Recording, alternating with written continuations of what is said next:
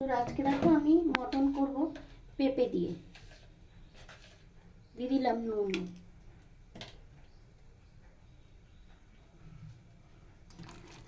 দিয়ে দিচ্ছি মটন, একটু সেদ্ধ করে নেব।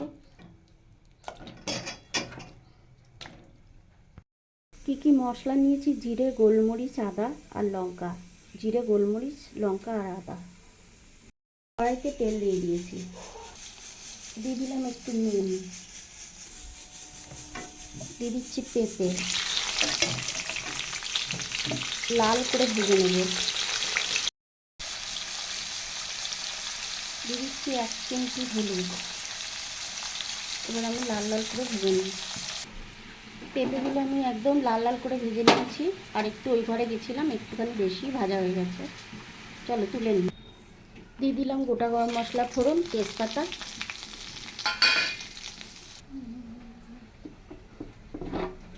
মশলা দিয়ে দিলাম।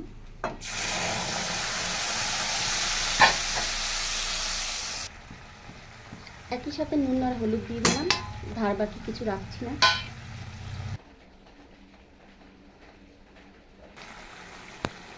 ভালো করে মশলা কষিয়ে নেব। যথেষ্ট পরিমাণে তেল ছেড়ে দিয়েছে, কালারও ছেড়ে দিয়েছে। দিয়ে দিচ্ছি মাংস দিয়ে দিয়েছি।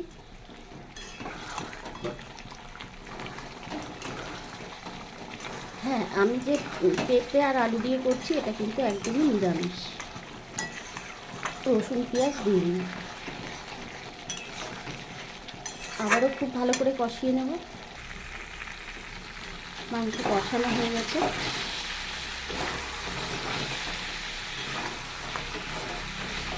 এবার জল দেব।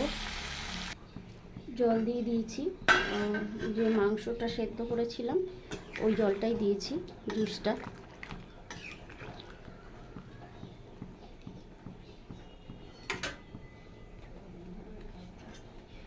দিয়ে দিলাম ভেজে রাখা আলু আর পেঁপে।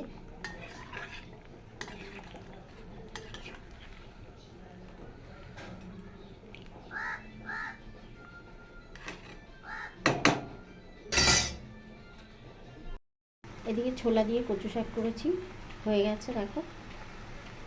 আর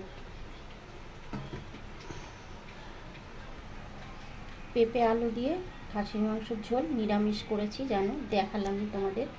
শুধু আদা জিরে বাটা দিয়েছি আর টমেটো, কাঁচা লঙ্কা।